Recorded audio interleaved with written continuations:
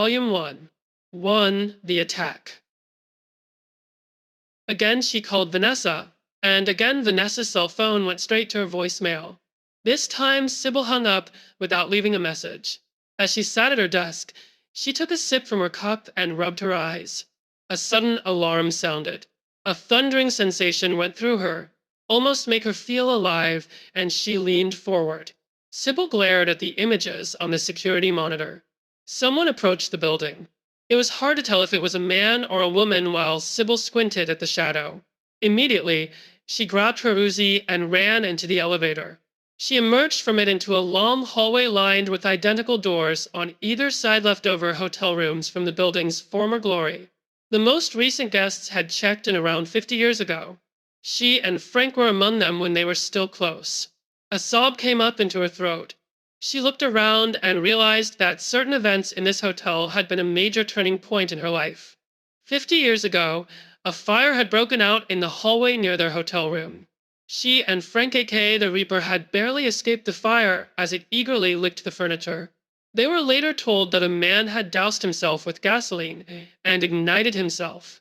He was the distraught father of a teenage girl whose decapitated body had been found on the side of the road.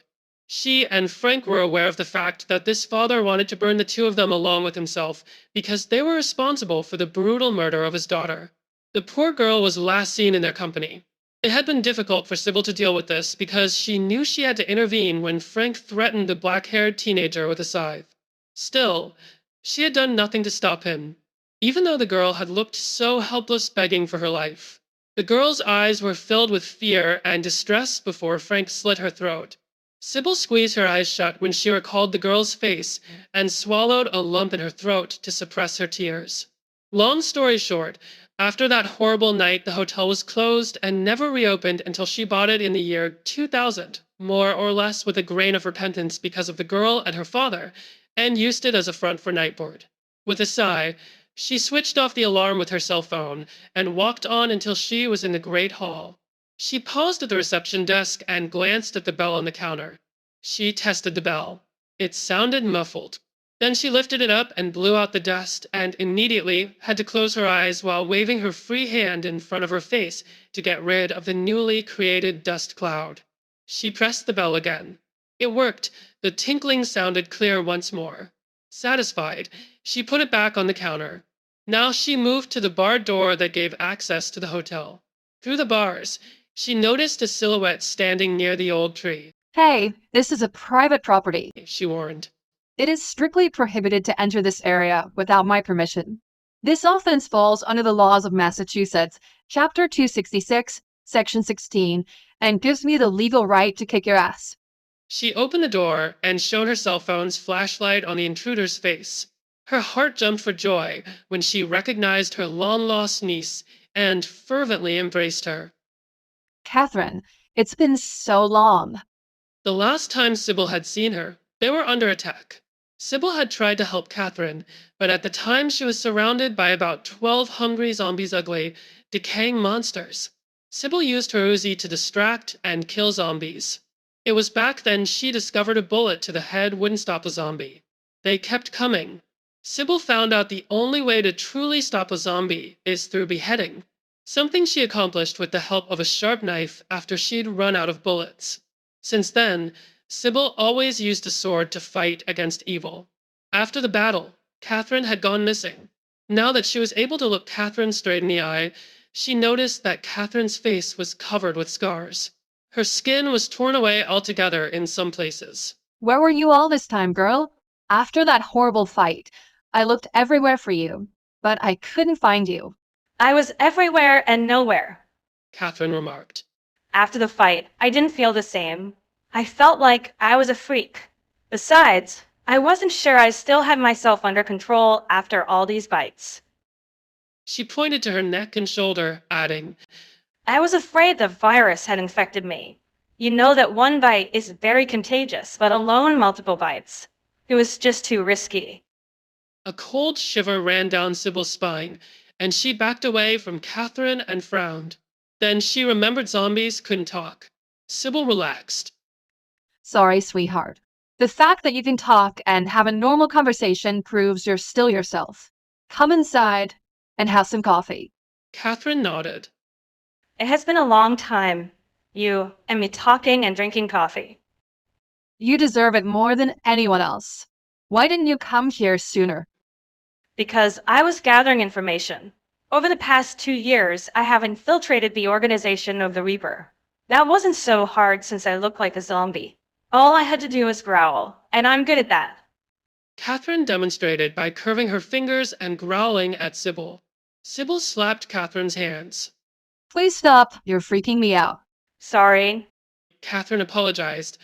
but that was the only way to get into the Reaper's organization. You know that he works solely with monsters. That doesn't apply to Harry. Sybil reminded her. He's anything but a monster. Catherine raised her eyebrows. Harry? You mean Harry Brown? His head is full of brain tumors. He depends on the Reaper's medicines he gets in exchange for his service. He is a freak like me. Only his looks are far, far better. Poor thing. I wish that things had turned out differently for you. Catherine sighed. Alas, but I do have information. After 2 years, I discovered the location of the Necronomicon. Finally, a breakthrough. Sybil gave Catherine a kiss on the cheek. That's fantastic. With the book, I can put an end to the curse. Come inside and tell me all about it. Several minutes later, they faced each other, holding nice warm cups of coffee in their hands. Sybil took a sip of hers. You said you know where the Necronomicon is? Yes, I know where it is. Before I give you the information, however, I want to make a deal with you. Well, it depends on what you want. Sybil stated, smiling. If you're expecting $1 zillion, a villa with a pool, and someone who loves you, then I'm afraid I am unable to help you. Nothing like that, silly. If you have the book, then it means you need to open a hotel, true? Yes, that's correct. We need the chosen one, and the relatives of those who are involved in the curse. Well, if you're going to open the hotel, then you'll need a receptionist. That's what I want. You want to be the receptionist? Okay, I didn't see that coming. Sybil's eyes grew wide, and she covered her mouth. A zombie receptionist, genuine or not, would scare people away. Perhaps on Halloween, she thought. Sybil looked closely at Catherine. Sybil would do anything for her, but she had to be realistic. Carefully, in order not to hurt her feelings, she said, We would have to do something about your appearance because, well, let's face it, with your current looks, you'd scare people away. Catherine looked down at her own trembling hands and let out a sob. Sybil felt sorry for her and gently stroked Catherine's face. She pitied her niece. Catherine was a former photo model. Her face was in various fashion magazines, and she even got her picture in an issue of Playboy. That was before she joined the Nightbird. Then Sybil's face brightened as she thought about Dr. Carl Meaning. It's a good thing we now have a doctor on my team. I'm sure that Dr. Carl Meaning will find a way to restore your skin. Once it's restored, you can get a job in the hotel. Sybil promised, adding, And, of course, we still need to refurbish everything here. there were holes in every wall, and the plaster from the ceiling had seen better days. It had almost come off in some places. Catherine looked at Sybil with hope in her eyes and told her where she could find the book. But beware, it's heavily guarded. Catherine said. I had mount guarding duty for the Reaper. That's how I discovered the whereabouts of the book. She drew her eyebrows together.